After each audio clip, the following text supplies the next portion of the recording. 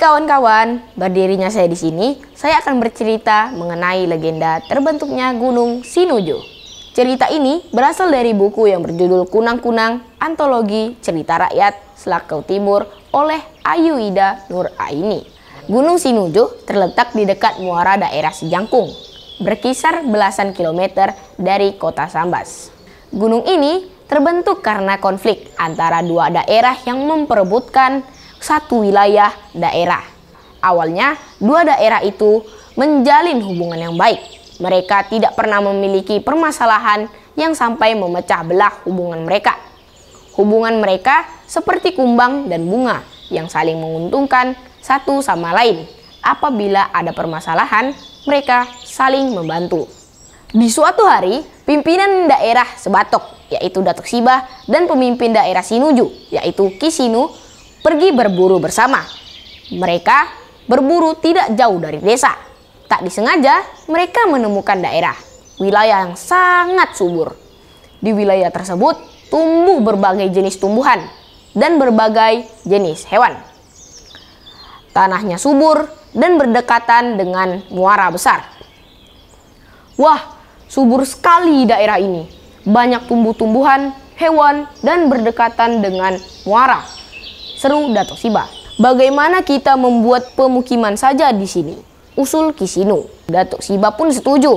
Mereka pun pulang ke desa masing-masing. Keesokan harinya, Ki Sinu berkehendak pergi ke desa Sebatok menemui Datuk Sibah. Dia ingin membicarakan tentang pembagian wilayah yang ditemukan dekat muara besar kemarin. Datuk, bagaimana pembagian wilayah yang ada di dekat muara besar itu? Tanya Ki Sinu.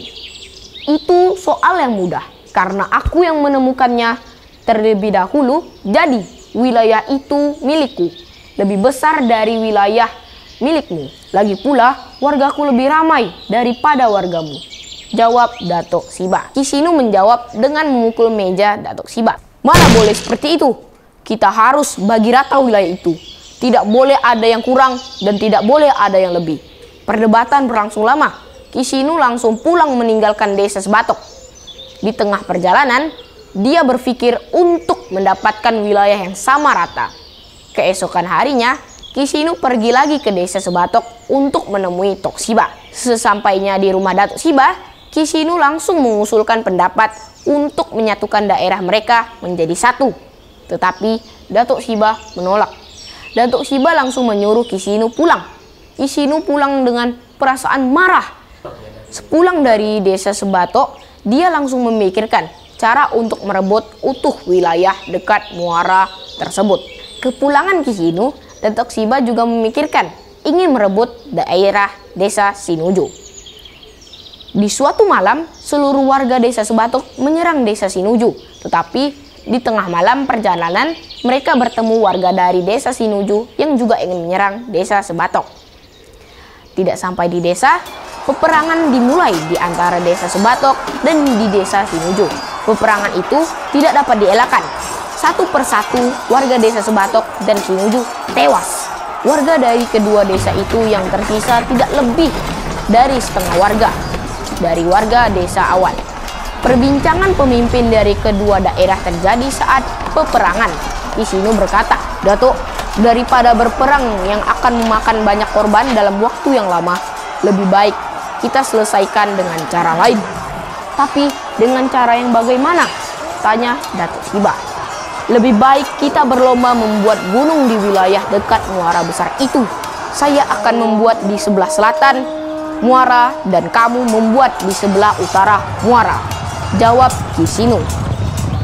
Baiklah, kalau begitu cara yang baik, ujar Datuk Sibah. Lomba tersebut selama 1 bulan. Barang siapa gunungnya lebih tinggi, dia yang menang dan berhak memiliki daerah tersebut. 2 hari pun berlalu, lomba membuat gunung pun dimulai. Dengan sangat gigih, seluruh warga desa Sebatok mengumpulkan batu dan tanah. Begitu pula dengan warga desa Sinuju. Setelah 2 minggu perlombaan, gunung-gunung yang mereka buat pun sudah tinggi. Gunung keduanya kurang lebih sama tinggi. Minggu ketiga tiba. Ketinggian gunung mereka masih sama.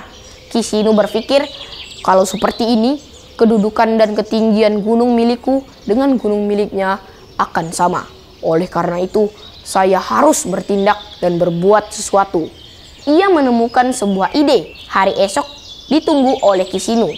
Di hari esok, dia langsung memerintahkan warga desanya untuk membentangkan kain yang tinggi yang berwarna hitam kehitaman agar tampak lebih tinggi. Selesailah tugas warga desa Sinuju dan waktu tinggal 2 hari saja. Warga dari Sebatok masih bekerja keras. Salah seorang dari warga desa Sebatok melihat gunung dari desa Sinuju sudah tinggi. Dia pun langsung melaporkannya kepada pimpinan desa Sebatok, yaitu Tok Siba. Datuk, saya tadi tidak sengaja melihat gunung desa Sinuju. Tampaknya gunungnya sudah lebih tinggi daripada gunung kita. Sedangkan waktunya tinggal 2 hari lagi. Oh, sudah tidak ada harapan lagi, ujar Datuk Siba. Mereka pun menyerah dan tidak menyelesaikan gunungnya. Karena kalah, Datuk Siba merasa malu dan gunungnya setengah jadi. Dia pun langsung menenggelamkan gunung miliknya tersebut di muara besar dekat tempat ia membuat gunung. Datuk Siba sangat kecewa sehingga suatu ketika ia mengetahui kebohongan dari Ki Sinu. Ternyata yang tinggi hanyalah kain hijau kehitam-hitaman yang menyerupai pohon-pohon rimbun. Datuk Siba sangat marah. Dia lalu bersumpah kepada desa Sinuju untuk hilang selama-lamanya setelah ia meninggal dunia. 2 tahun pun berlalu. Desa Sinuju bertempat di dekat muara yang dibuat gunung oleh warga Sinuju tersebut. Di saat itu juga Datuk Siba jatuh sakit dan tak lama kemudian ia meninggalkan dunia. Sesuai dengan sumpahnya, desa Sinuju pun hilang. Tetapi gunung yang dibuat warga desa Sinuju tidak hilang karena dalam sumpah Datuk Siba tidak tercantum untuk menghilangkan gunung yang dibuat oleh warga Sinuju. Karena gunung itu dibuat oleh warga desa Sinuju. Hingga saat ini gunung itu dinamakan Gunung Sinuju. Kesimpulannya adalah nama Sinuju diambil dari nama sebuah desa yang membuat gunung tersebut. Terima kasih sudah menonton. Jangan lupa like, komen, dan subscribe ya. Dadah!